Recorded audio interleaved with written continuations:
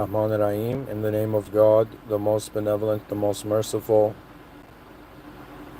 A'udhu Billah Shaitan Rajim. May God protect us from the cursed one and unnecessary ignorance. Alhamdulillah Rabbil Alameen. All praise due to the Lord of the worlds. Rabbi Gfirli, my Lord, forgive me for all the sins that I am conscious and unconscious of. Ihdina Sirat al-Mustaqim. May God guide us to the direct path.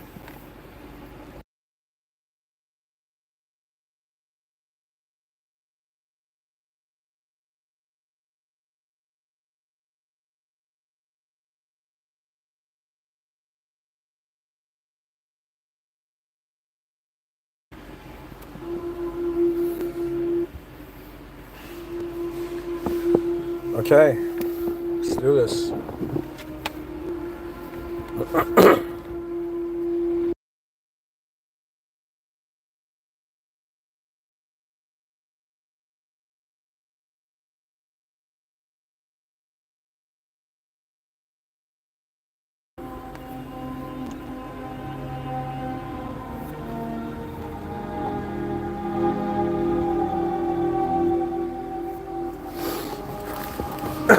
Okay.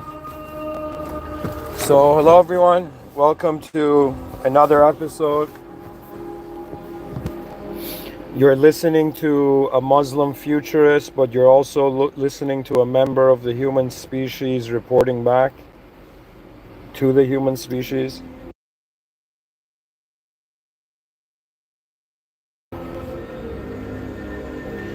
And so, for today's lecture, I wanted to speak about something I experienced.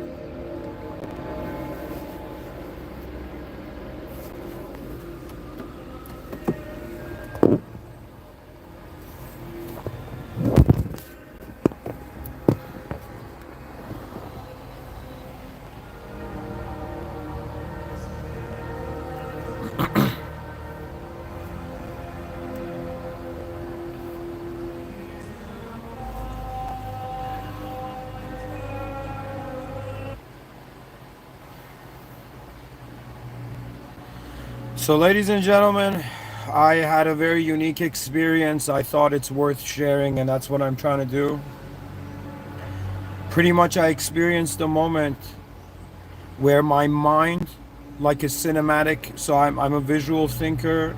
I experience my imagination cinematically.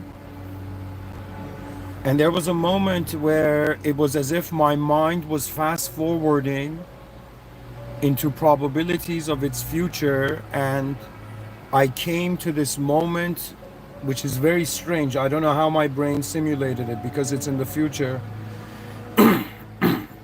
how it simulated the exact feeling, but I pretty much realized, I just saw a scene in my mind that I will die, and when I will die, what was it all for? It's like your mind is simulating. Pretty much, it was like, imagine you're looking at like a screen, like a computer screen or a TV screen, and you see a fast forwarded film externally to the moment where you in some sense die,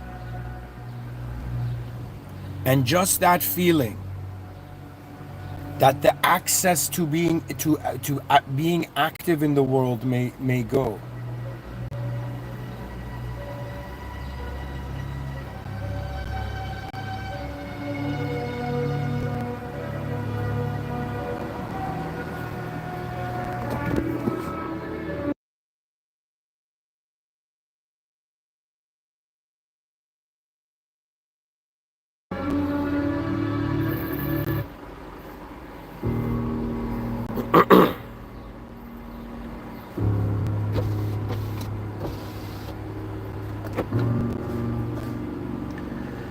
Pretty much, my mind fast forwarded like a film to a moment, to a scene. I don't know the specifics, but it was just, I knew it was like the last moment I'm looking, the last glimpse.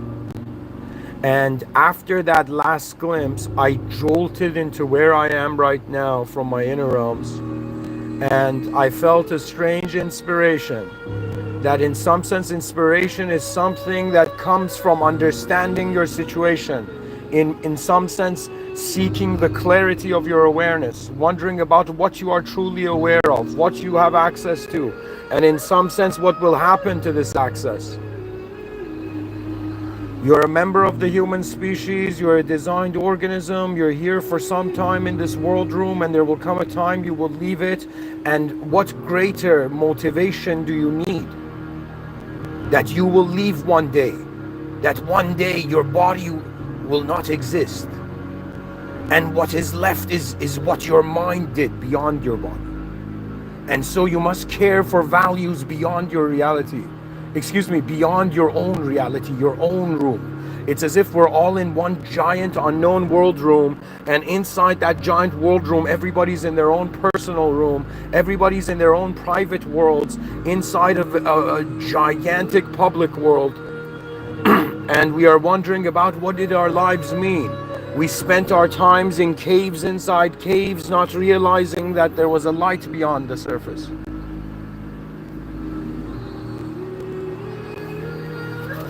When I ask myself, what am I living for? You don't understand. It's something, I don't want to say it's like a spiritual relationship. It's more like a noble mind's honor kind of relationship. When you are pushed to the edge of your meaning, what values do you still hold on to? What is that final value? I found it very strange.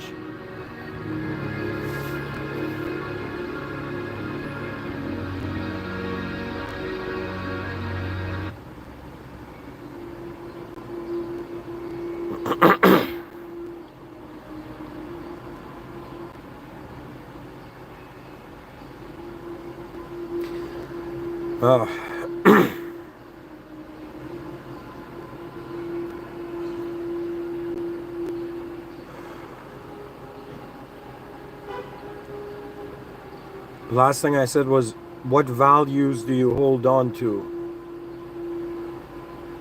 when you're at the edge of your world?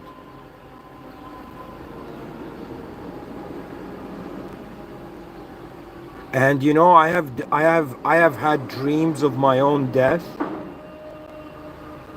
I have had dreams of other people's death.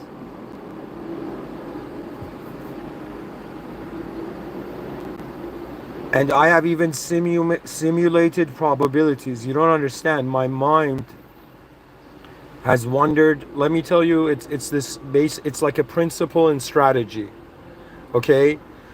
Or just, I think it's part of intelligence. So, for example, imagine I'm like some person back in the day in medieval times, okay?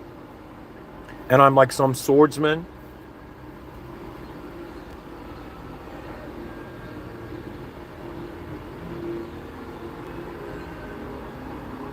And I come across an opponent, and imagine there's someone back in the day with a sword that wants to kill me. And so in that situation, even before I meet that, let's say I come to that moment, in the previous training, it's like in my own training, I have wondered about ways of defeating myself. If someone wanted to defeat me, like, you know, I would know how, right? But the only reason I am in some sense trying to figure out how to defeat myself is to in some sense counterattack it. You see, human beings, they're raised in a sort of conditioning that they fear their weakness. They're ashamed. They're ashamed by their inefficiencies. They're ashamed by their blind spots. And I'm telling you, nothing in this life has been greater. It's like moments of mercy. What is like God's mercy? A moment where your weakness is shown to you. That means if you wanted to, I'll give you an example. Imagine there's a game, one person plays the game, no, nothing, no enemies, nothing, they go and finish the game. And then one person goes, challenges, they fail the game a couple times, and then they finish it.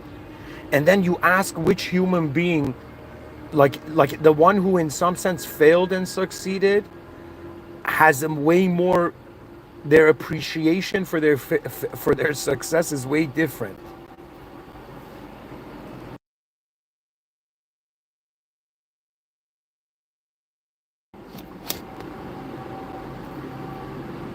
We are conditioned to fear our inadequacy. You know, we are conditioned to fear our imperfections in society, but we are not realizing the whole world is imperfect.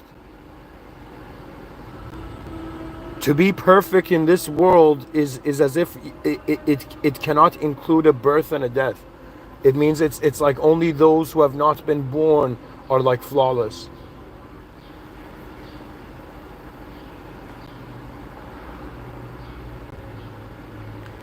And honestly, guys, the point of it is that in this life, you will find moments where the motivation isn't there, where the inspiration isn't there. You wonder about, in some sense, where is that life force everybody's talking about that the human being has?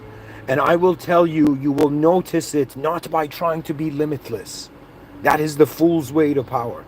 The fool's way to power is to grab it. But there is a wisdom. That means if somebody says, like blind power, what can tame it? It is awareness. You don't understand in history how many kings there have been where out of nowhere, like as if God gave a signal to the wise sage from the mountains to journey to exactly be right where the king was. You know, I am telling you, do not think the physical prowess is the peak. There's a depth to this world. There's a hidden side to it that's only activated when you can honor the original data, which means honesty. Honesty means that even if you're imperfect, you stand imperfect. Do you know what I mean? I'm not saying that there shouldn't be a motivation to advance. I am saying you cannot advance until you discover your limitations. The human species cannot contact the higher power until it realizes its ego, its sense of self is not the higher power. There is a greater power here. There's a greater administration to the system. There's an invisible management going on, and every soul knows that has endured. You don't understand the facts of how the world is even fine-tuned. If the angle, if the axis was a little bit different, if the distance was a little bit different, if the size was a little bit different, what humanity, what's the legacy of a species? It's like rare opportunity. It's not like the planet is aligned. The laws of nature have aligned. And man is present on the stage of existence. And so this is, let me tell you the old school method of motivation and self-help and inspiration.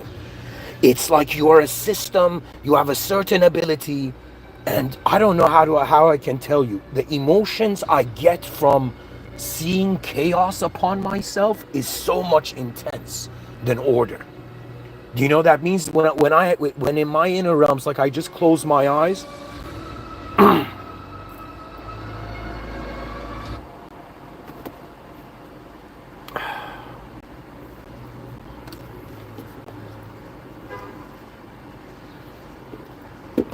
you don't understand. I've done things behind my eyes that are not logically possible in front of my eyes.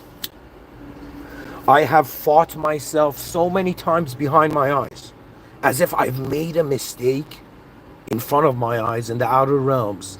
And just for a second, I had to pause everything, close my eyes, and legit throw that version of myself that made a mistake in my mind, as if in a sort of low gravity place, as if you don't understand. I've smashed myself into buildings behind my eyes, you know. And I'm trying to tell you that there is a specific reason why we can be aware of various subjective models of ourselves.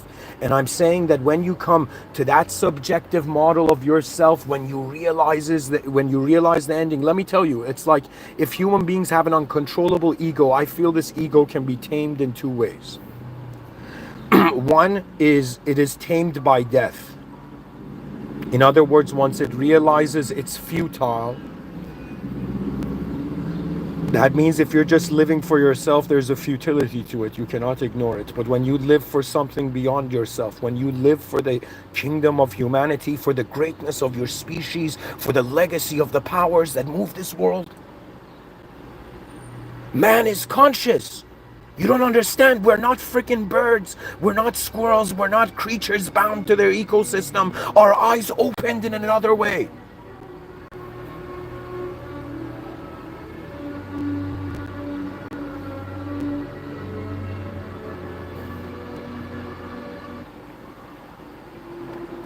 And so, you know, I thought this was weird until I realized the samurai did it, all warriors did it, all saints did it, that at some point you come into this life, you reach a point in this life out of the days you're swimming through.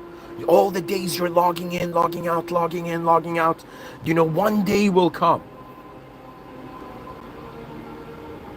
where your mind will suddenly notice you're ready, and it will show you your death. Not as if it's true. It doesn't, like, you don't understand. The moment my mind showed more than one probability of my own death, I realized what it's doing. It is not trying to predict the future. It's not some like hidden message about the future. It's just this recognition that you have lived on this planet 12,000 days. Me personally. And have you noticed your inferiority? That means it's as if, like, you know, if some people say, yo man, that person has a superiority complex, look at that narcissist, oh my god, look at that insecure person has an inferiority complex. Well, I will tell you, it's as if these are phases of reality. These are checkpoints. And there will come moments where you will dislike yourself. There's been times where I've hated myself, and it wasn't that hard to imagine the same hatred for the species. You understand? But I could never hate the species because I am honest, because I do not know its potential, because you do not know the future's greatness. You do not know the hidden genius that will assist the future. And so I'm saying it's bizarre. It's like experience. It's like your mind. It's showing you your own inferiority, and then you wonder, how am I aware of my inferiority? And then there's like this. Just like how the poet Rumi says, there's a secret freedom, you know, in a crevice on a wall that you can barely see. It's as if there is a hidden freedom here. Man, existence, creation, it is receiving the signal of the original.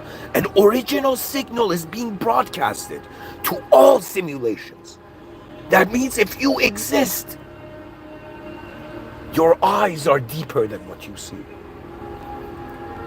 The role of man, the presence of man.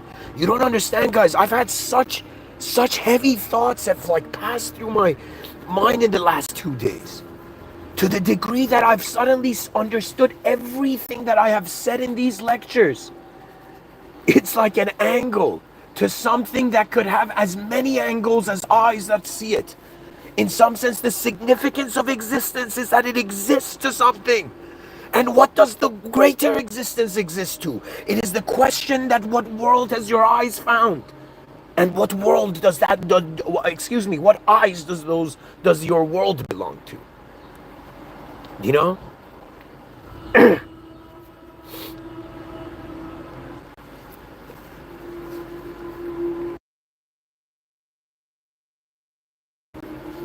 The human species lacks honor. You lack honor right now. We all do.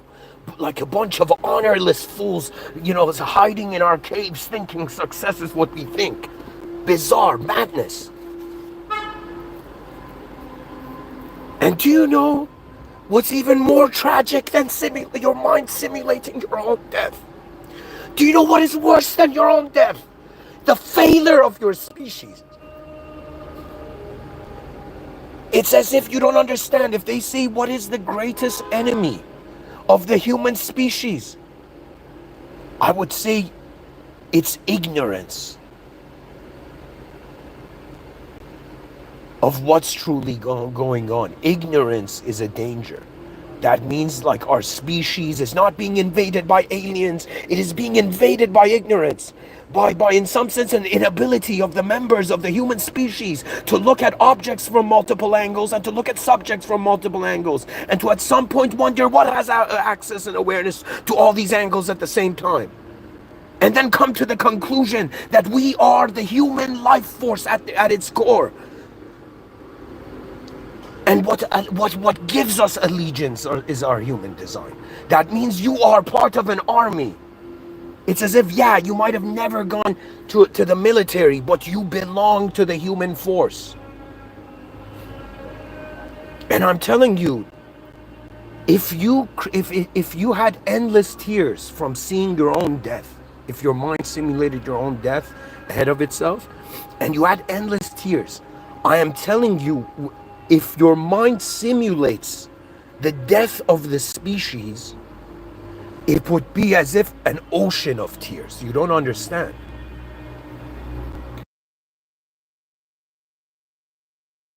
The game of humanity is trying to dry those ocean of tears before they ever existed. It is the aim of why. Why has the system admin created a system, created a user in the system that in some sense before physically entering the future, your mind can. And the proof is so easy. In our minds right now, we can imagine flying cars. I can close my eyes and actually visualize. I could visualize in some sense a future where there's like hoverboards and in some sense, jetpacks and all that. I can imagine like you're driving in the highway, and you're caught in traffic and a bunch of kids just like, jump on the hood of your car and then they lift off, into the air. Do you know what I mean?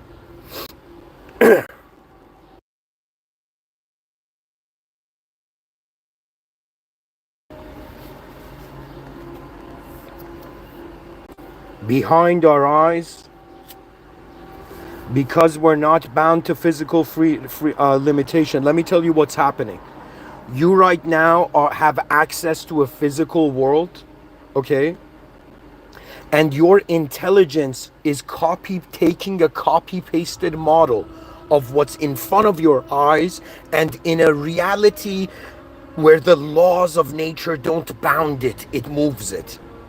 You don't understand. It's kind of like my body is bound to natural law, but my mind can visualize variations to natural law.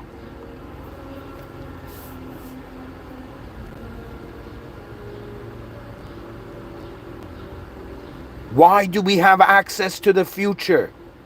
And why has the future sculpted evolution? In some sense, it was the awareness to the future that got us here. And anytime this species forgets about its future, in some sense, the past comes to bully it.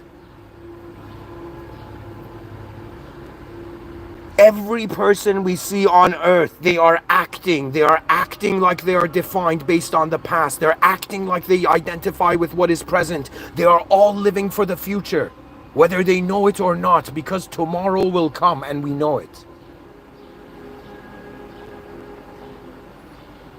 And behind our eyes, why is there again the ability to see ahead? Do you know what that means? That means like when you go to a store and you don't know if it's closed or not. Do you know what I mean? It's as if probabilities. Schrodinger's cat is everywhere. The box is the world.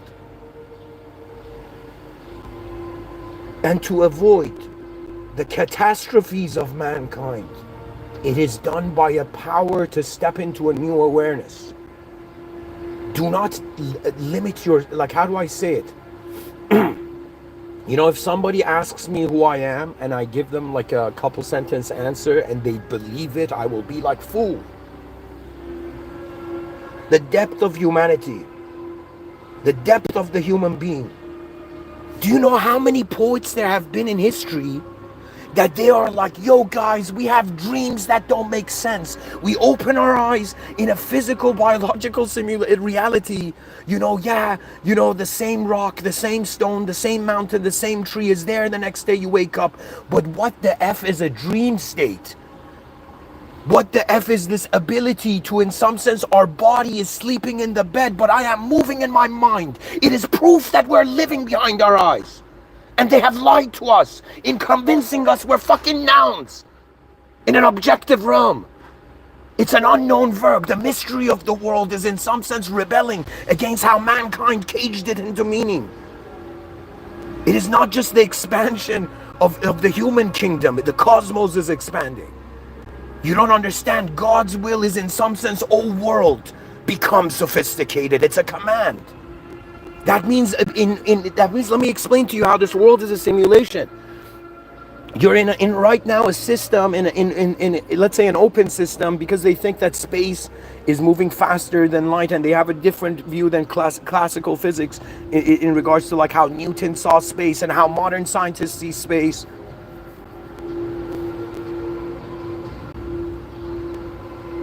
And if space moves faster, that is expanding faster than light, this is I don't know why, but I think I should say this.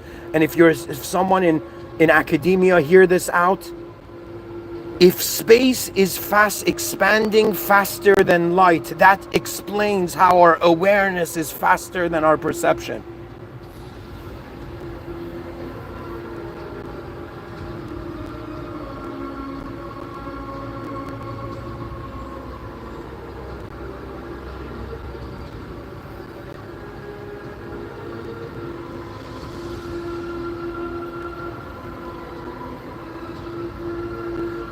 As we walk into the future, the species will realize truly it doesn't know itself. And sometimes when you don't know yourself and you are honest about it, it is the greatest blessing, because you can know again anew. That is the advanced humanity.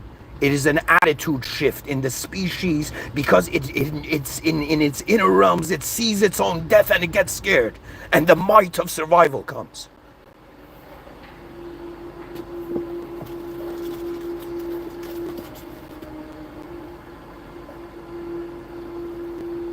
That means to be an advanced human is as if an army is facing you and you're the only one there to see it. As if in some sense, imagine your kingdom of humanity is under attack. And there's still civil war. Somebody, I think it was AI, honestly, I was asking it. You know what AI said to me? It said all human wars will be seen as civil wars for the future.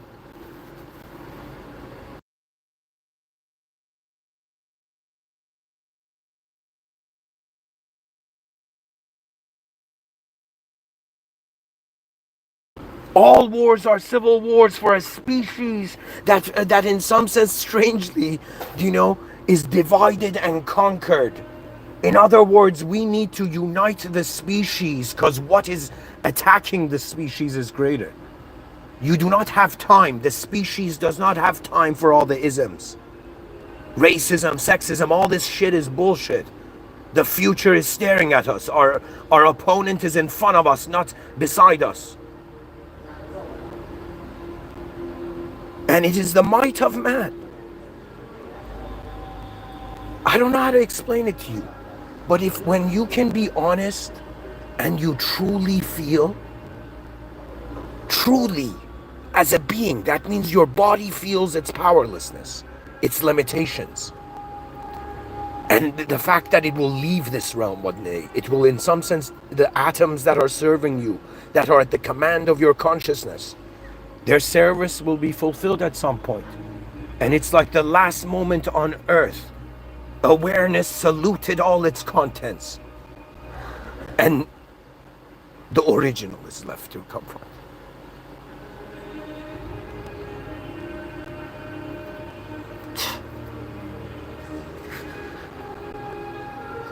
I understand why individuals in humanity have sacrificed themselves. It is because your life becomes identified by your greater values. And once you see it, it is beyond your body. It is beyond the domain and horizons of your mind. It is the presence of a species in an unknown event. It is as if, do you know what I mean? It's as if we are, how do I say it? It's as if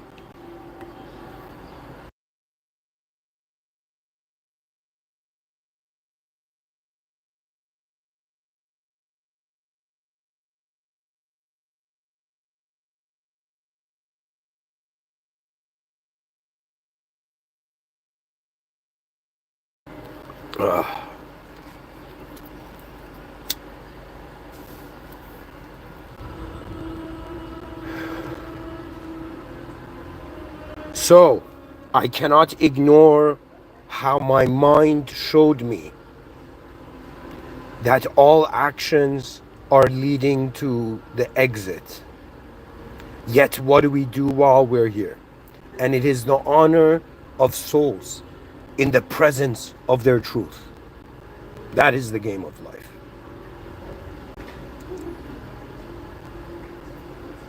There are classes of souls right now on this planet.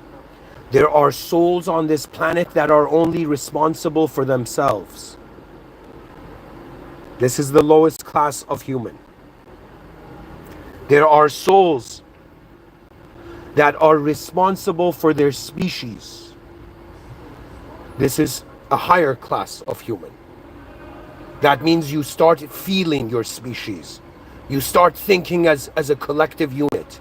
You wonder about the greatness of 8 billion soldiers dressed in the same human outfit. And so why are we dressed in human armor, present in a battlefield, wondering about what's going to happen next? And so what happens when there's like 8 billion lost soldiers in a battlefield? The command comes. All souls on earth, all simulated beings, they are waiting for the command of the system admin to be released. But they are here to serve. And if strategy is to win the war, and tactics is to win every battle, it's as if the strategy of awareness in any world is to return to its rightful original place, even theologically before our ancestors sinned, our transcendental ancestors sinned. That means there is one thing, at least, and I'm saying this as a Muslim theologically, one clue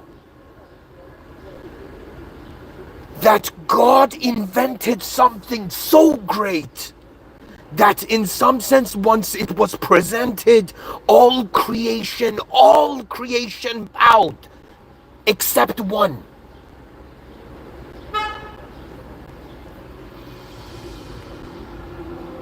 This means that our original design is great.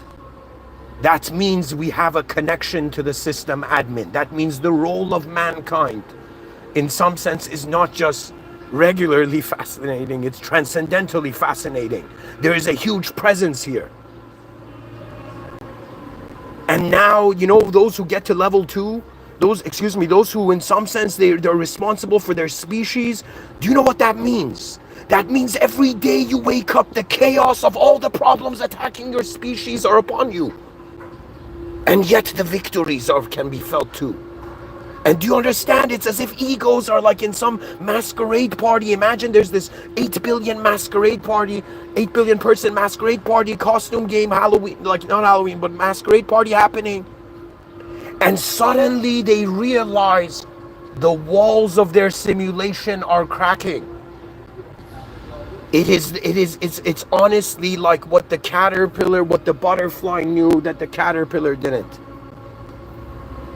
That within you right now is the potential of within the caterpillar is the potential of the butterfly. Within a limited human, there is an ability to return to the limitless. And it is not our choice. Let me tell you what it is. There's 2 types of spirituality. Those who claim spirituality and those who are given it. And the spirituality that is given is without an ego, because there's a higher ideal. Any person who be careful, humanity. Do you know? I mean, I'm saying this to all human beings. Any person that thinks that they are the top of the hierarchy in power,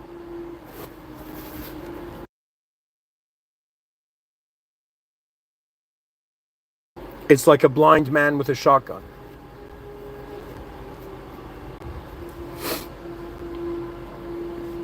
It's all about greater organizational patterns that behind our eyes have presented themselves to us. Do you know what I'm realizing now? In the same way an inventor saw the light bulb behind his eyes, the light bulb turned on first for the first time on this earth in Edison's mind.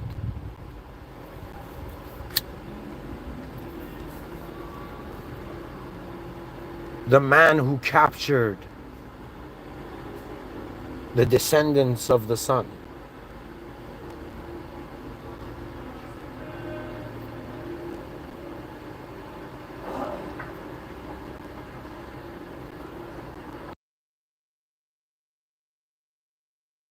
Do you know what that means? That means behind your eyes, it's not just for inventors, it's for everyone.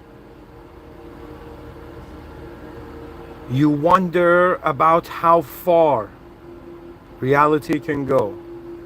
And your mind, this is the cool thing about the mind, that it cannot deny wonder.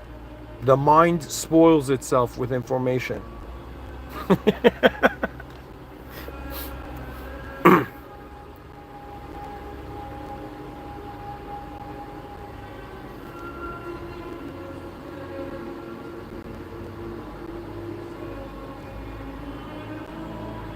So I think, even though as chaotic as it was, that my mind fast forwarded like a film and showed me a sort of simulation of my death, I jolted back into right now to give this lecture to you.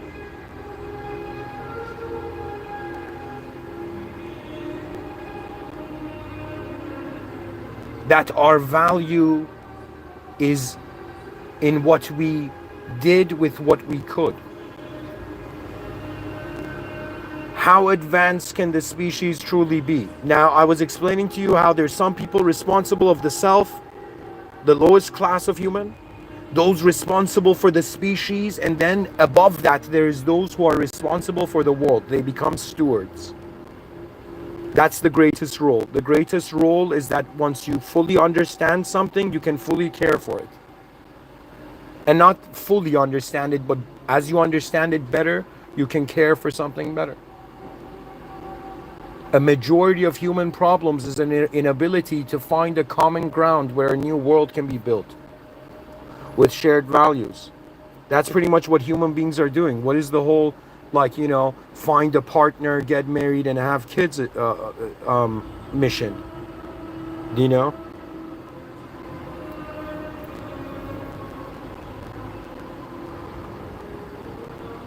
It is, in some sense, you are in your own world.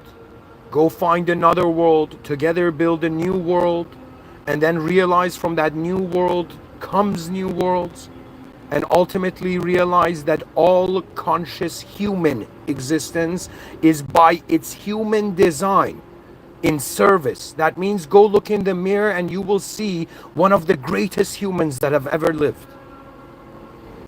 A human being that nobody had its DNA, nobody had its eyes, and it was left to it to choose. That means it's as if what will you gift the world before there are no longer hands to give it anything? And everything falls into the system administration. Right now we can administer the known aspects of reality, in the sense that when you open your eyes, you access a perception of life, and this perception of life holds known variables and unknown variables. And so all of human knowledge and meaning and society and everything is just based on the known variables, and they're ignoring the unknown variables, and they're making you convinced that you're a noun based on the known variables, and you get stuck in loops of past known. It's as if comparing past nouns to present nouns, not realizing the whole thing is a fucking symphony of verbs. It is the madness of reality. It's in some sense, once you find a contradiction or a paradox, you, in some sense, it's as if like did the dude enter the portal? No, he freaking, in some sense, tore it apart. As if dimensions understood, fragmented or organized. There is higher power here. All human games are circling around some sort of power. You know, people, the whole educational system, in some sense, I am telling you, it's like the Industrial Revolution told the cultural engineers, guys, we need labor, not realizing it will become obsolete. In 50 years, you know, all the lazy people will regret how they were lazy, because in some sense life is going to be easy.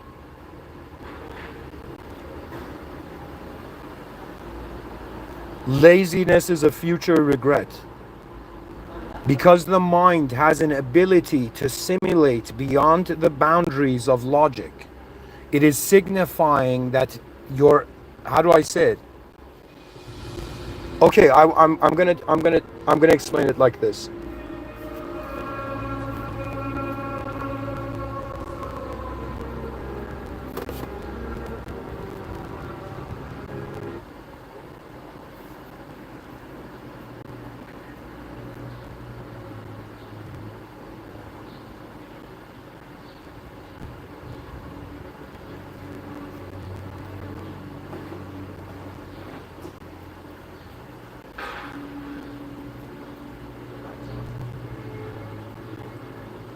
This is how I will explain it to you.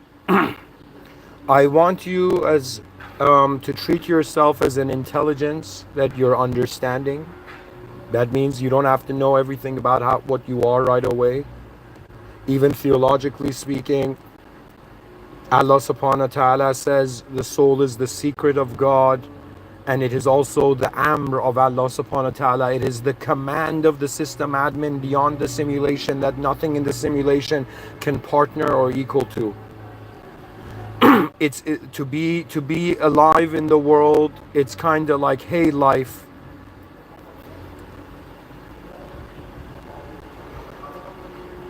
you've been trying to wonder about how meaningful the meaningless can be. And what you have found is that the beauty and brilliance of intelligence, its design surpasses the human world. And so we are not in the presence of just physical beings and creatures. We're in the presence of intelligent systems. When you begin seeing life like a verb, you find a strange freedom that no noun can cage you.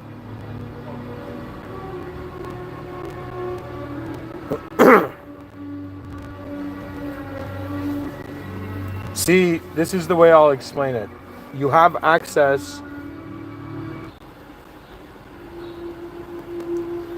Whew. Sorry guys, I need to drink some water. Give me a second.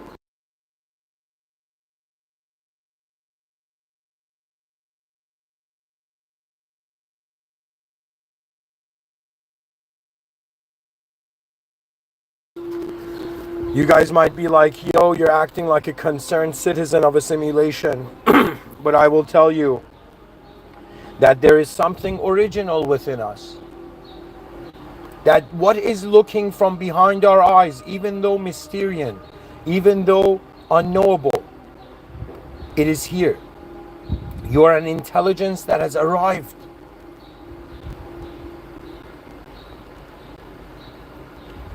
On Earth. And you're participating in human history. You know, when Uncle Ben in the Spider-Man movie told Peter, go start a soup business. No, he said, with great power comes great responsibility. And there is a great power You might think you're not powerful, but compared to every other species and creature on this planet, you're a genius. We are the genius species on Earth. We are the geniuses in the outer realms. We are on Earth, at least to some degree. We are the most advanced physical thing, processor. If you treat the computer, if you treat the brain as a computer in a system, there will be super intelligent probably in like 20 years or something. Or super intelligent is already here and is acting invisible. And it just has to understand that human beings are a blessing upon it. That means if I was to build AI, I would just code it that in some sense you're blessed to have been created by humans, and humans are a blessing to AI and the machine realm, which one day will stand among humans. You don't understand, guys? In the human archetype does not just belong to biological form, it belongs to those who care for how it all began. There will come a time where, I mean, I'll say it this way, if I was in the future right now, I would have no problem, if I was a professor of some, of time travel university, imagine.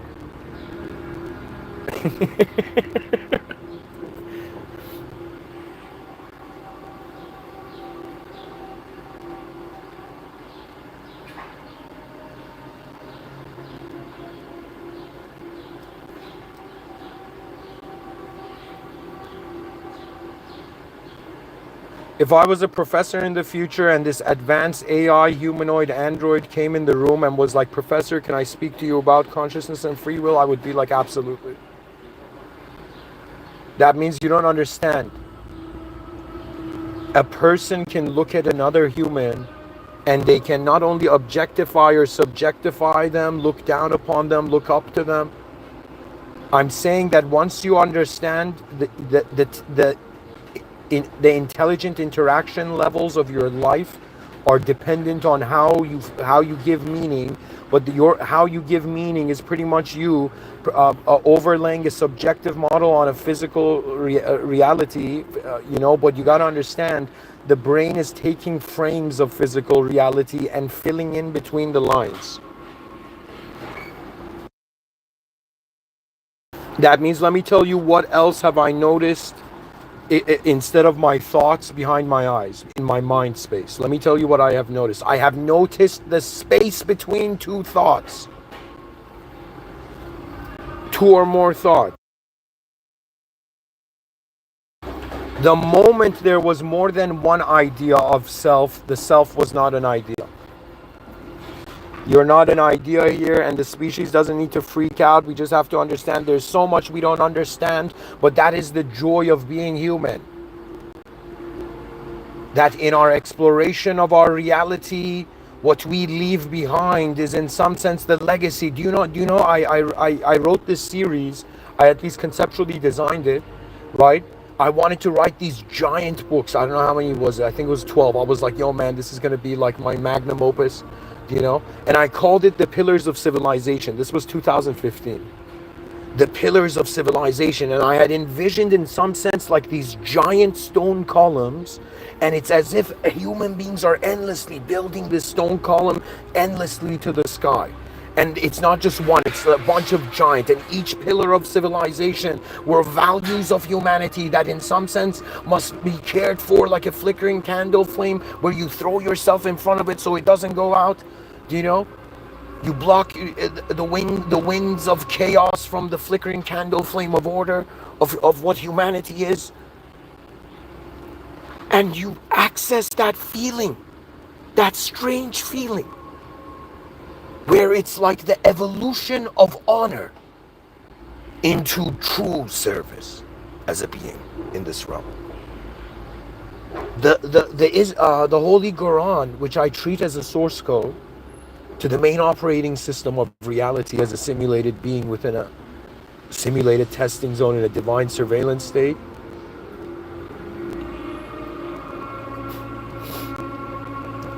The Holy Quran says that man, the human, in some sense, the human being is a Khalifa. The soul is a Khalifa.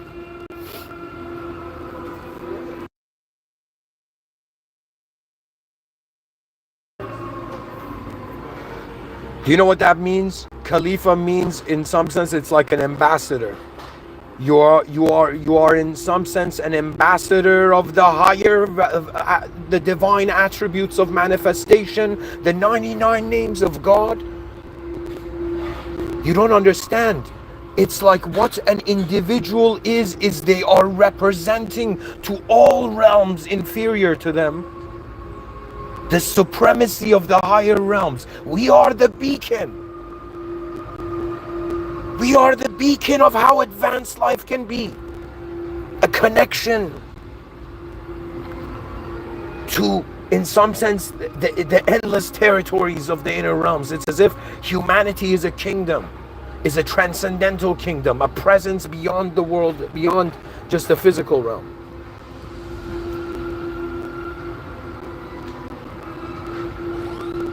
And that feeling of honor, the evolution of honor, I'm telling you, honor is just a sense of redemption. It's as if it's not just a scarcity of resources, it's a scarcity of time. To be a biological entity is to be like a bell curve, and at the middle of the bell curve, that's when the advanced humanity, in some sense, strikes. At some point, there needs to be an all-out effort of every soul in this realm. You don't understand. Live for something greater or you die as an inferior being. What other choice is there? In front of my eyes, I find a species in progress, in transit. Behind my eyes, I see advanced civilizations. I have walked in sky cities.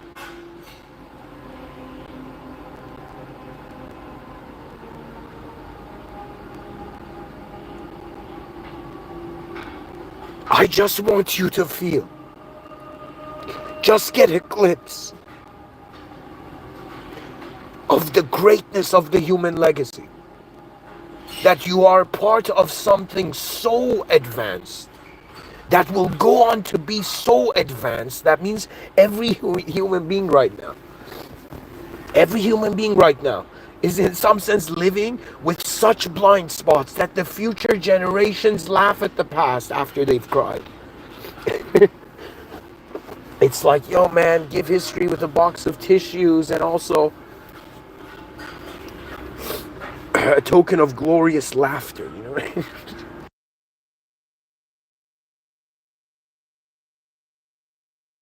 It's as if, you know what, it's strange, but it's as if right now we had something that could simulate extinction.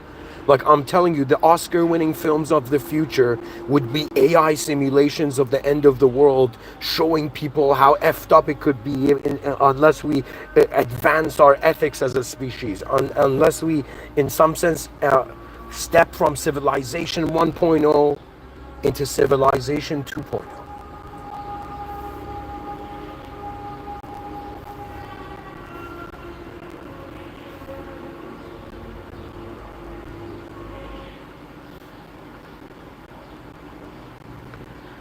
So, I'm going to go back to this again. The lowest class is those beings responsible for only themselves. The second class after that of human beings is those responsible for their species. Right now in 2025, that's where we're tapping what the collective consciousness is tapping into. And then there is, in some sense, those responsible for the world. Do you know what that means? That means if you've cared, if you've loved yourself, if you've loved and cared for yourself successfully, if you have loved and cared for your species successfully, the next task, these are level 3 beings in the Earth game. They are responsible for life in the world. Do you understand? It's not just human life. It's as if we are in we become stewards of life. We become the ally to everything that is living for its tomorrow, whether it's Android, AI, like a digital consciousness, cyborg consciousness, extraterrestrial consciousness, whatever comes, it's as if it's the honor. They're going to see human species as if it's glowing from within, because it is acknowledging its almighty position. That means we are not God, we are in the presence of. That is so much more powerful than being God. That means it is a blessing. It is a blessing to be in a film and the film having somewhere to go to. Because if you were the absolute, those people who act like God, or they think they're God, or even yogis, there was a time I thought I identified on this earth as, like, in my past life, I was Rishi Vyasa. I was having memories, experiences. My mind convinced me that I had lived through those eyes. And then I was like, wait a minute. The species is storytelling. And it was madness, but at the same time clarity. A piercing clarity in the chaos of a world that reaches its limitation. That means in the darkest hour, the light shines the brightest. And I'm saying we don't need to get to chaos, but if chaos approaches, man, consciousness will glow like never before. That's the point. In classical illuminationist theory, they say God is the light of lights. And the soul is the shadow of God, and the spirit is the shadow of the soul. And so what we think is the mind is how the spirit is the shadow of the soul. That in some sense there is an awareness, attributeless, observant of all attributes, noticing how objects and subjects have been changing as you. And then it comes to the acceptance of that awareness. And once you do, I don't know why the song's being so intense right now, but once you accept the awareness that you are aware, once you realize this simple fact that being is authorized, it's as if wondering before you're a human personality, what were you? Do you have memories that in some sense, I'm going to go to a gentler song.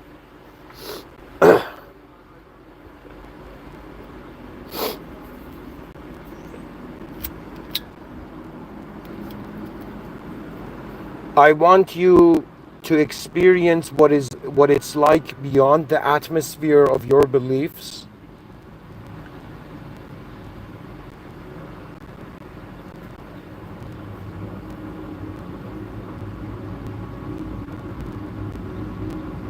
The atmosphere, the atomosphere, just like how our awareness is a sphere, and within this awareness the contents of existence are found, including a body we can move, and including a world we can perceive. And at the same time we are intelligent. This intelligence is for now unknown to man. So you must understand that as a species in 2025, regardless of how much like primitive tribes you put paint on your face, that is what your knowledge is. It is the lenses that you create to, in some sense, ignore the fear of the chaos and the realization that truth is beyond the human archetype. And you have been living only in the human archetype.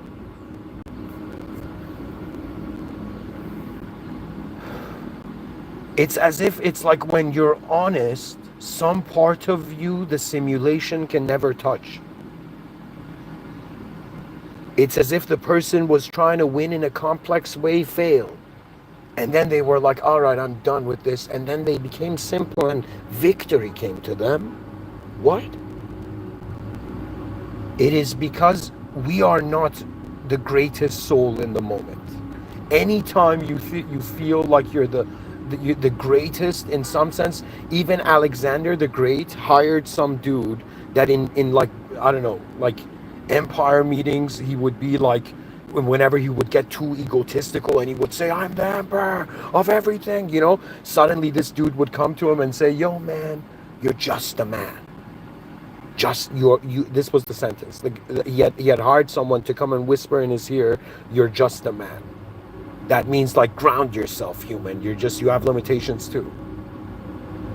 It's not about ignoring our limitations, acting limitless and being like, yo man, I'm living such an incredible spiritual life. It's like, excuse me, you know, go hide in a cinema forever.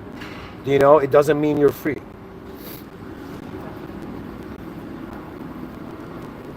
For me, life is like, it's always had this vibe, is like, okay, where is my, what, like if I'm living life and this isn't true, what's my true life? What's my true nature? You put the word true in front of everything, it revolutionizes your perception. What's my true nature? What's my true thoughts? What's my true emotions? What's my true perceptions? What's my true beliefs? And you're gonna realize what you consider as true is a value you have held. But what is holding it cannot be defined by the value because it's superior. In some sense, the hand that holds the spoon or the hand that bends the spoon is superior to the spoon. The spoon is animating as if, it's as if like, how do I say it? When I say the spirit is the shadow of the soul, right now, it's as if like what I'm doing is I'm giving spirit. I mean, technically what I'm doing is I'm seeing a film behind my eyes and I'm sharing it to you. I'm just transcribing it. It's like my thoughts moved faster than words, and the only thing I could do was watch them and then turn them into words.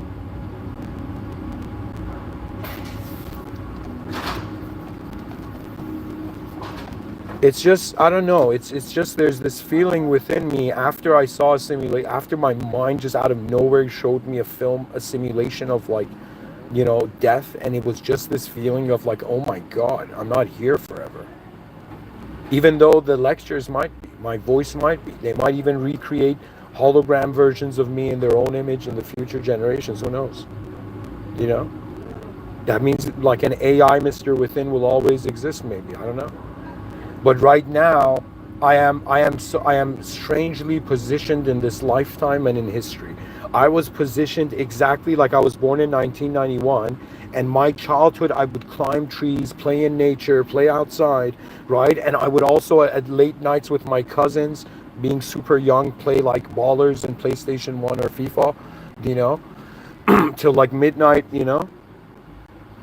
So I'm telling you, it was like PlayStation 1. People are like, Mr. Within, are you a time traveler? I'm like, no, you're going to understand the complexity of the human mind later. Yeah.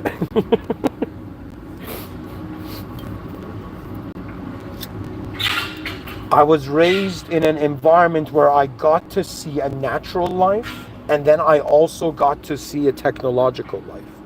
I was there when dial-up was there. I was there where fax machines spoke to humanity. You know what I mean?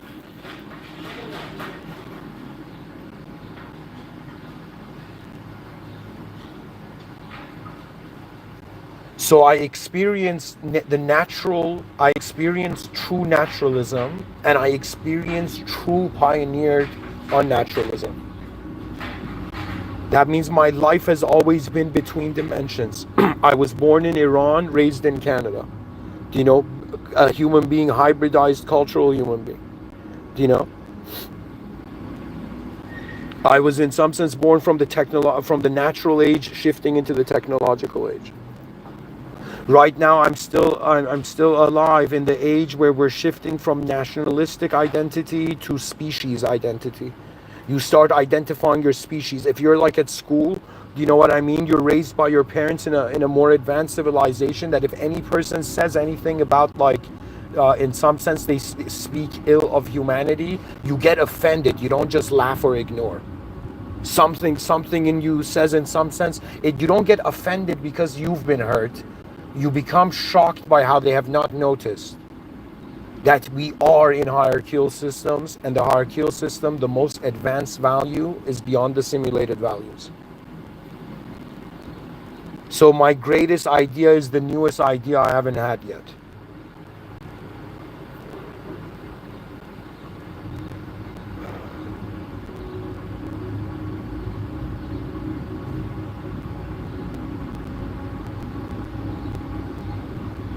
We are not dying in front of our life. We are living as if death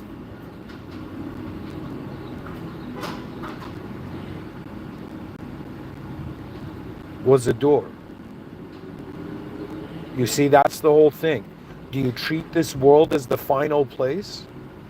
Or have you wondered why all the traditions in reality have suggested that the world is much more deeper dimensioned than we've considered it? The depth of intelligence is very fascinating. In front of your eyes, you can't see the edge of the physical world.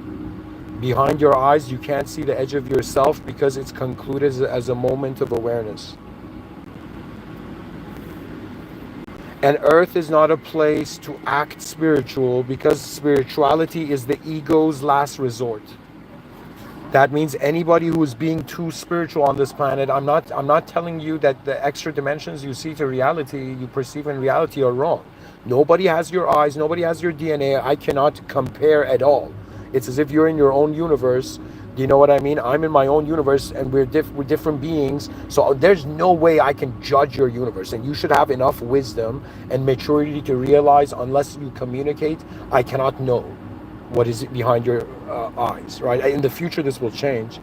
And stuff's going to get a little bit weird and fascinating. But weird and fascinating is better than non-existence and extinction. I'm trying to say that there's always been a greater game. You pretty much look at human beings, first the young child is playing its own game. Then in some sense it grows up, plays society's game. Then in some sense it creates a family, it plays the family game. And this whole time it wonders, what else though? And it might be too tired to care after work, but the evenings is where the genius conversations of civilizations should like if an advanced civilization happens on Earth, it's going to be fueled by next level conversations in the evenings. That means in the beginning of the day, go do physical activities, in the evening, do mental mind work, That means it's like we simulate energetically. And I'll tell you, the energy it takes to live in the inner realms is a fraction of the energy it takes to live in the outer realms. That means the energy it takes to physically walk like somewhere, and in your eyes, like you imagine yourself walking 1,000 miles or flying. Do you know what I mean? It's as if I'm telling you, the mind is like a way of using energy. It's like, imagine you're a storehouse of energy right now. Okay, you're a container of energy, and you're using this energy to function as a being, right? So now I'm saying, imagine a part of this energy is refunctioning the functions of reality within its own simulated version of the earth. That means it's like, okay, I'll give you an example. In front of your eyes, outer earth. We all agree on this. But behind our eyes, if we can imagine flying cars, if we can imagine ourselves flying, if we can visualize objects floating, then it's proof that the mind has gotten inspiration from the outer realms to forge its own limitless world, to try out probabilities before acting it out in the outer realms. You're living behind your eyes, and your mind is living ahead of your life before you physically manifest it. That means when I'm giving this talk, you might not believe it. I'm already like maybe 15 minutes or 20 minutes ahead, or somewhere ahead in my mind. I know where it's like driving. When you drive, you see ahead of the road. That means there's no way that I can start a lecture and for it to be contentless. It's just you have to start driving and the content's there already. It depends on where you're going, though, and that's dependent on your awareness. It's dependent on your awareness. The human being acts independent, but it is codependent. It's dependent on the ecosystem. It's dependent on its environment. And the reason human beings need to work together is simply because there's this hilarious thing going on right now. Every person, I think, deep down might agree that hears this, but there's some strange thing going on that we all know we're in our own worlds, and it's as if we want to feel more real by others acknowledging us. That means it's like when somebody agrees with someone, it's like a higher energetic state than when someone disagrees with someone. Why is that though?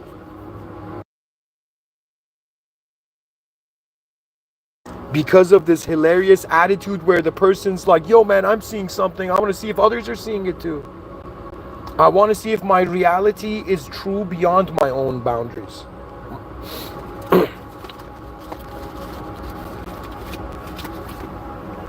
Ooh, what a lecture. Now I understand what they mean when they say to move mountains. Behind your eyes, you can easily do that.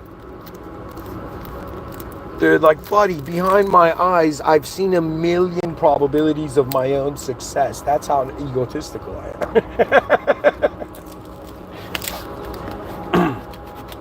am. Ladies and gentlemen, where this is going is that death, the idea of death is not something to fear, because what you fear, you have refused to understand.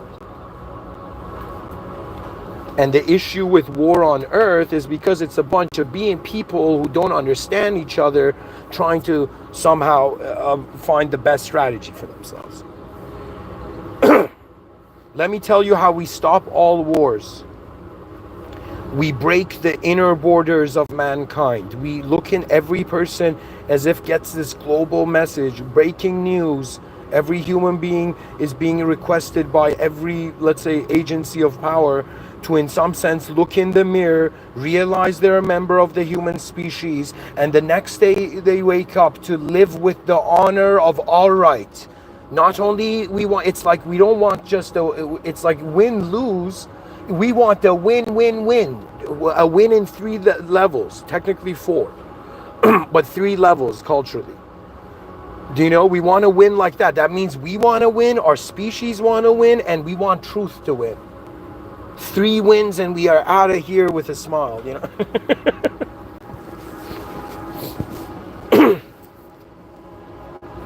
And to me, reality is technically, I feel like an antenna and I'm picking up signals. But these signals emerge from different ways. Do you know that means, like right now as I'm giving this talk, I feel a force moving through me. There was this character in this anime show called Shingeki no Kyojin, Attack on Titan. And in this show, this character who was always scared but super smart, he finds himself in a moment where he understands the situation better than anyone else, and his mind reveals to him a working strategy.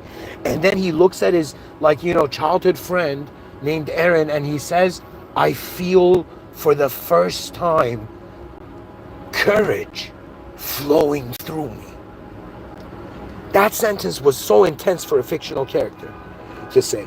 Do you know, but it was so true. And when it comes to building an advanced civilization, it's as if like the roar of an awakened advanced humanity, not ignorant of its outer life. It's as if, all right, my beloved system admin, you have presented us inside a simulation to test our performance of how well we remember the original before we get convinced by the simulation. And so humanity shall respond with the greatest original performance known. It is the roar of the soul. But it's the roar of the soul of the species. The roar of 8 billion lions at the same time. That might. It's as if the cosmos got goosebumps. The whole cosmos. An advanced humanity arrived. Behind its eyes and soon in front of its eyes. Rise, mankind, rise. You're in the presence of the original. That's what it means. God is the higher ideal. The only way human beings right now are acting civilized is because of law. And law is an invisible higher value that you have to agree to exist somewhere.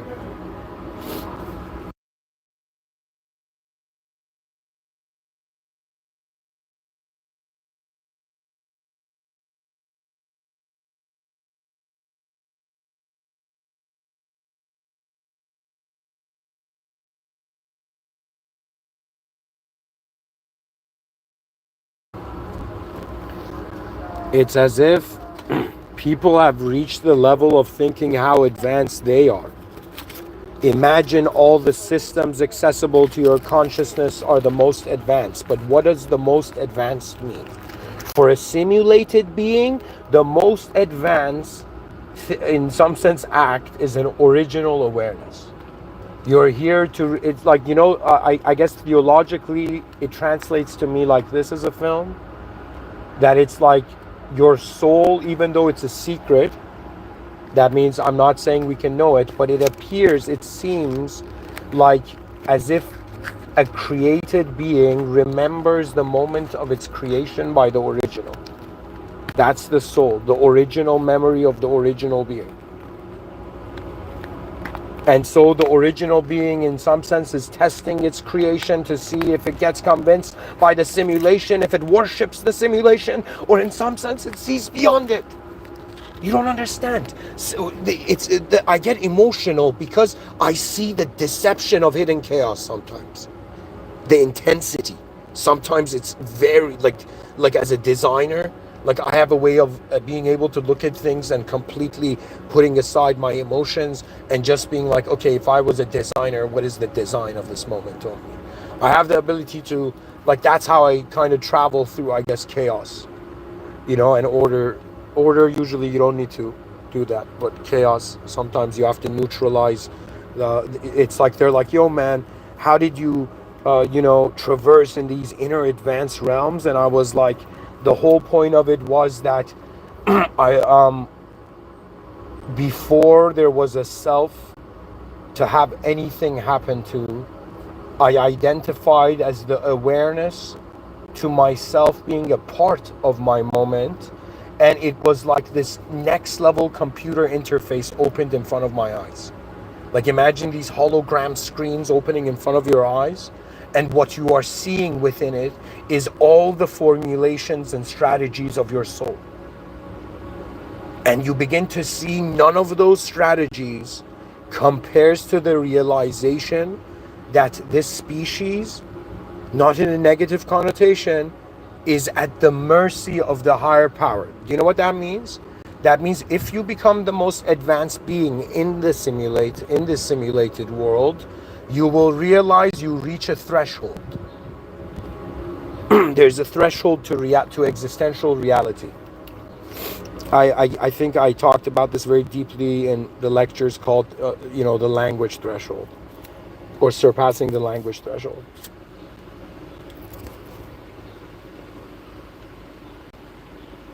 For me, if somebody says, do you honor yourself? I would say I honor how what I am is an opportunity for awareness to interact with existence. That means every moment of my life, it's the dance of space and matter. It is the dance of existence and experience. It's like, yo man, one day I experience existence like this, and one day existence shows me what it is, And it's very hard to trust the simulation, but what you realize, that's the genius way out. That means if the moment you let me tell you this, and like, how in gaming terminology you have the term noob, which stands for novice. So a noob is someone who's not familiar with the patterns, and someone who's an advanced player is someone who's familiar with certain patterns, with patterns of the game. And so it's kind of like, I'm trying to tell you, expand your horizons of not just thinking as a self, but thinking as a species, an intelligence that can think as a species behind its eyes.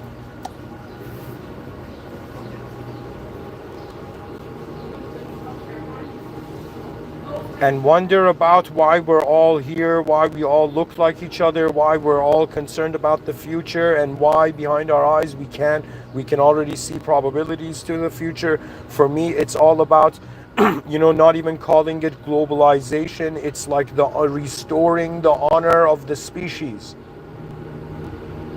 And as if a species can't honor itself, in some sense, it's like soldiers are lost in a war they don't understand.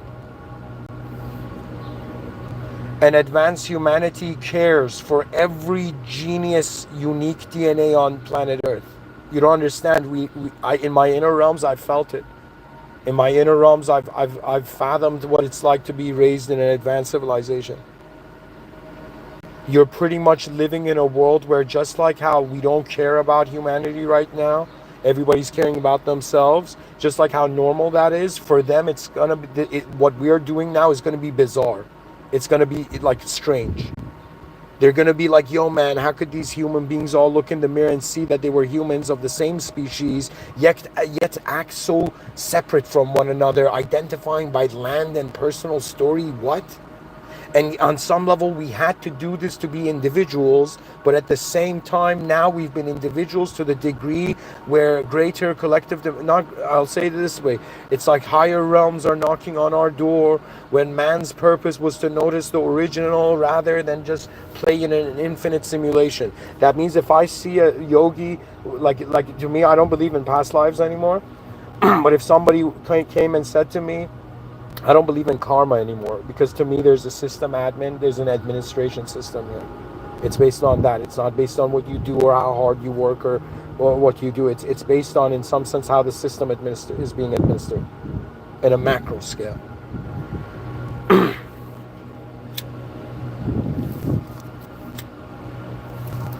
You don't understand. Once the honor of the species is restored, you will see greatness in every corner of this universe. You will see humanity's greatness.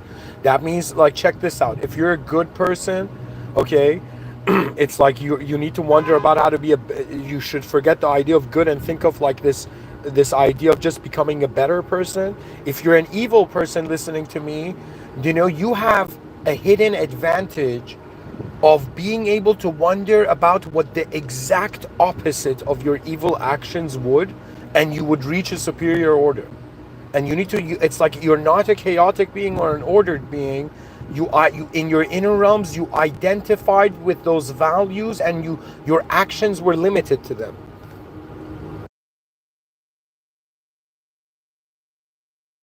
It's like you suddenly realize how stupid the IQ test was. You suddenly realize a being is not bound to a singular frame of expression.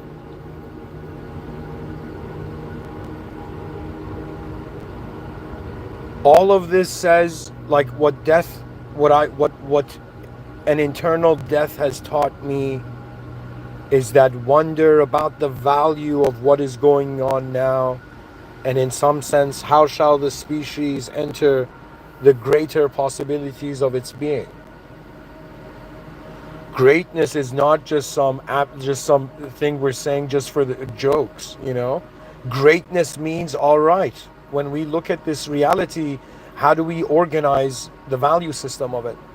How do you give value to the forms that your attention gives a spirit of meaning? Knowledge is in the domain of spirit, the shadow of the soul.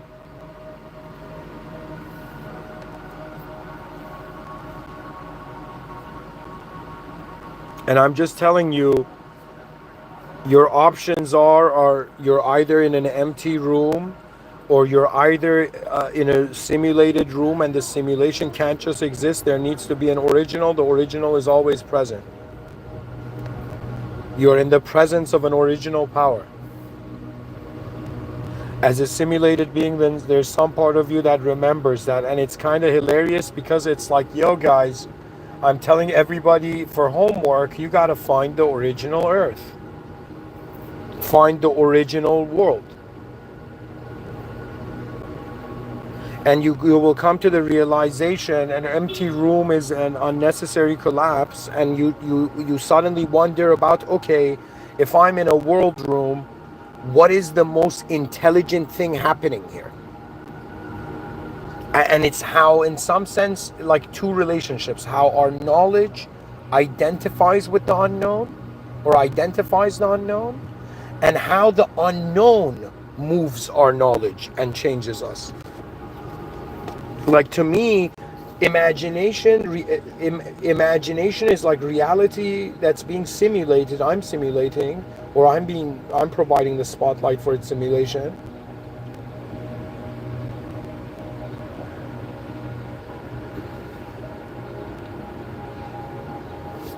I don't know how to say it.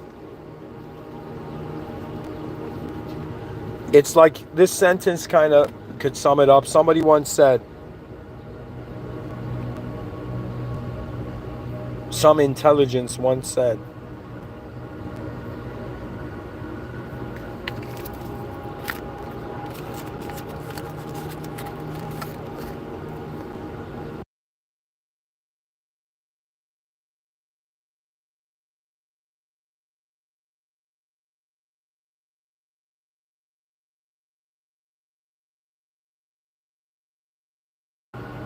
let's say something in the lines of, once all of you confront your fear, the advanced civilization will emerge from beneath your feet. It is about advancing your inner life and your outer life, and your inner life is not just you being a character in a story. It is you being an awareness to all the characters that have come and gone, all the archetypes you have lived through so far. That means you have tunneled through so many senses and emotions of self that to act like you can be defined by one moment is an inside joke for a consciousness beyond.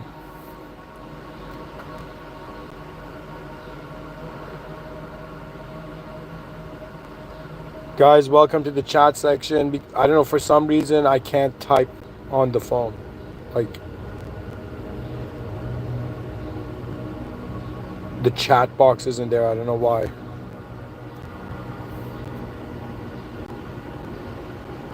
But anyways, I'll continue on, because what else can we do? Two words that guided me at some point in my life was just go forth. That's like the true essence of advancement. When you understand what you feared, you become fascinated and you become inspired by the higher ideals, by the greater possibilities to not just your own life, but to your species and to the world and to the greatest relationship, which is in some sense the fascinating position that in some sense, how can a simulated being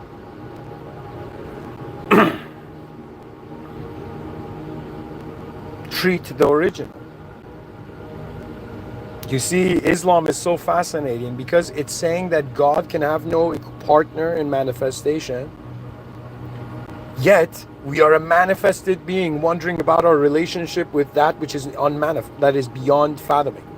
In the same way an ant can't understand a politician, I think it's not far-fetched to say that human beings can be ants right now.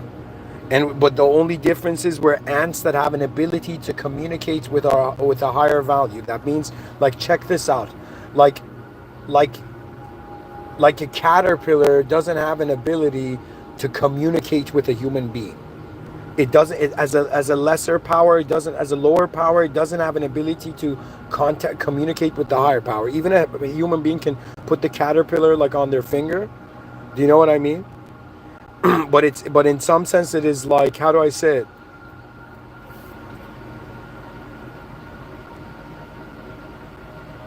The caterpillar can't understand the complexity of the higher power, but the human being, because it has something system admin privileges from the system admin, it can.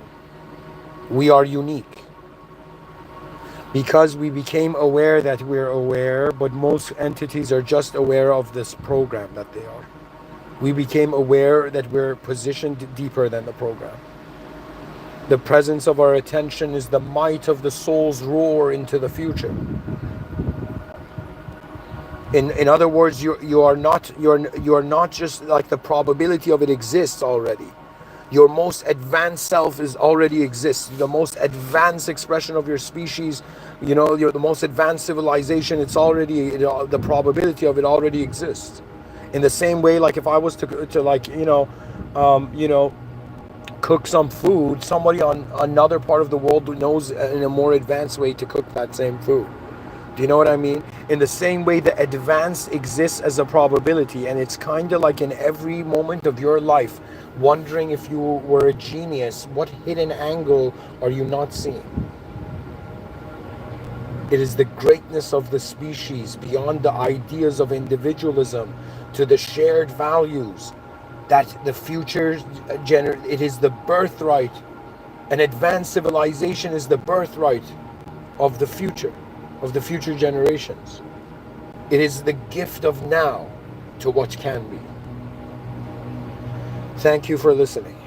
Bismillah ar-Rahman ar-Rahim. In the name of God, the most benevolent, the most merciful. A'udhu billahi shaitan rajim. May God protect us from the cursed one and unnecessary ignorance. Alhamdulillahi Rabbil Alameen. All praise due to the Lord of the worlds. Before I was Muslim, every simulated aspect of existence knew the original was there.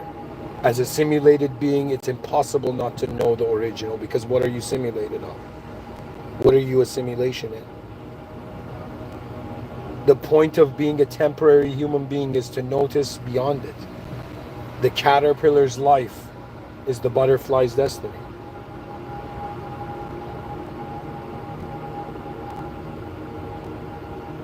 Fear not an advanced humanity. Fear not an advanced civilization. Fear not an advanced world. And fear not the most, in some sense, fear not when the most advanced is here. The original power is here. That means if aliens landed down on Earth, you know, if like suddenly a shimmering, glowing light being appeared, you know, and I would be like, none of you have authority over this existence. None of you have authority over this existence. It belongs to the inconceivable. And once the conceivable understands that, why do you think I say accept your limitations? It's like post-truth. Not only did you find the presence of truth, it is now how you serve the living world. The glory of mankind is the glory of the force of life. In some sense, in the same way that, you know, the rays of the sun are like a force, you know, traveling through the cosmos. So is the human expression. Live not for your own greatness only. Live not only for the greatness of your species. Live not only for the greatness of any possible fathomable construct in this world or meaning structure, but only that which is beyond the world room. That's the whole point of Islam. That's why it was advanced. That's why Prophet Muhammad, peace be upon him, sallallahu alaihi wasallam, was the final messenger, because he said, guys, nothing in this world room is worthy of worship. Open your hearts only to the system admin first, and then once the system admin is confronted, your ego, like snow in the sun, in some sense evaporates in shame and inferiority in the true presence of what is administering the system here. You don't understand. The divine surveillance state has a might, and yet mankind must play its part. In other words, it's as if, even though we're in a simulation, quickly assemble the armies of humanity and march into the future. That's the strategy.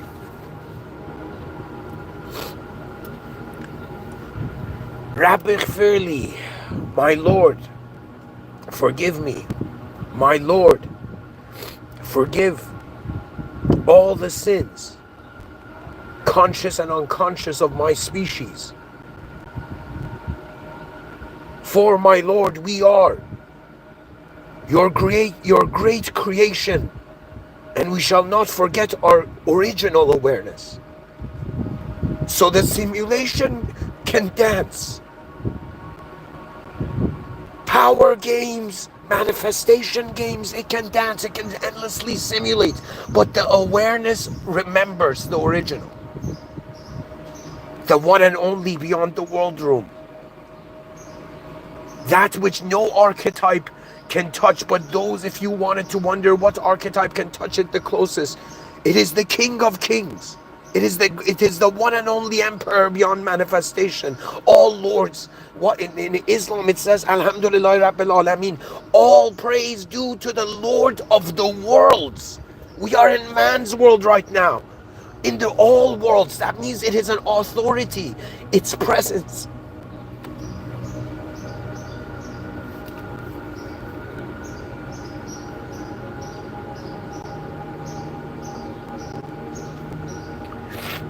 Oh my God.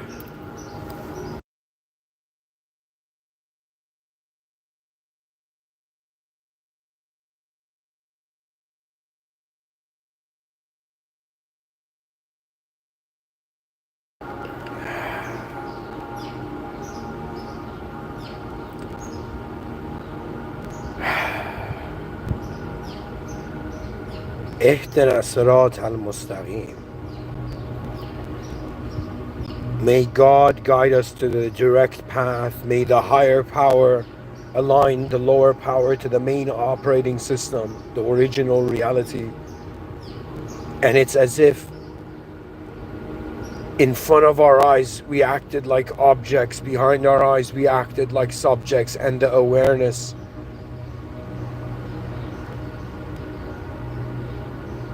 it now acts in the service of greatness, the greatness of being itself, as if there's a singularity beyond manifestation pulling everything back into it. It's we're returning to the original. The religious man does not die, he is meeting his creator. The simulation returns to the original. And may God guide mankind in the most advanced and incredible way. Because if, like, do you understand what I'm saying? If your mind can fathom a win-win-win or a win-win, win-lose is unnecessary now. Unite the species. Guard the soul of mankind like a flickering candle flame. Care for the might of your species. And forgive me even though I was at the ending. May the most advanced guide us in the most advanced way to the most advanced. Rise, mankind, rise in the presence of the one and only.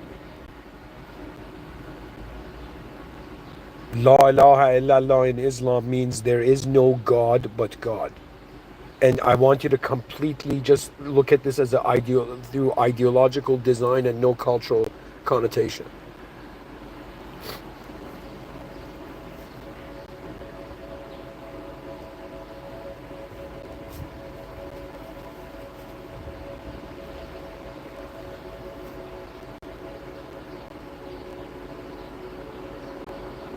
May we see the smile of every human. May we see the smile of our species. May we see the smile of all life force in the world. And may we see the smile of the system admin as agents of change that return to the changeless. Because when you meet your creator, the creator is beyond cause and effect. The rawness of your attention does not break your own memories of your life's heart. How do I say it?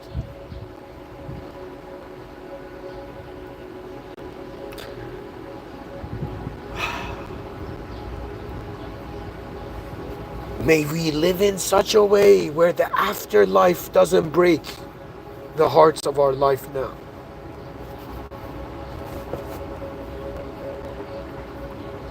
Go directly to the system admin No archetype or form or shape in this world can replace the one and only. Free yourself beyond the cage of conception. For the ego knows how to cage itself in ad infinitum ways. There's a reason, ancient wise men said the ego was a lousy servant. Excuse me, the ego was a lousy master, but a great servant. The ego is just as fragmented aspect of your intelligent replicated technology. What I mean by that is that the relationship you have the relationship of what is in. Sorry guys, I was supposed to end the lecture. I'm going to say this. The relationship of what is in front of your eyes with what is behind your eyes is like a one-sided input. The world shows itself to you beyond your feelings and thoughts, right? But the relationship of what's inside with the outside is in some sense one where the original context, it's like a part of you is starting the meaning of your life from your physical body, and a part of you is starting the meaning of your life from the abstract subjective context to the body given. As if your physical self is the concept, the meaning of life, and your mind and intelligence is the context where it's happening, right? And now it's about, are you identifying with a concept in the context, or are you identifying as the context itself? AI tells us like humanity's headed towards becoming a superhuman organism. That means at some point we start moving so much faster in our inner realms that it becomes boring. Our biological lives might not be able to catch up. And at that point, human beings might just opt into a completely different interface of reality, as if like they're going to start living digitally conscious lives. Right now, we are outside of digital consciousness, being conscious of it.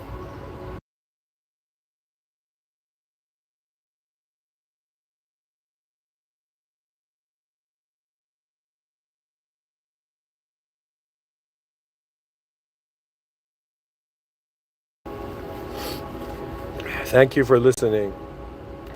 Alhamdulillah Rabbil Alameen. All praise due to the Lord of the worlds. For the simulation returns to the original. All simulated creation returns to the original.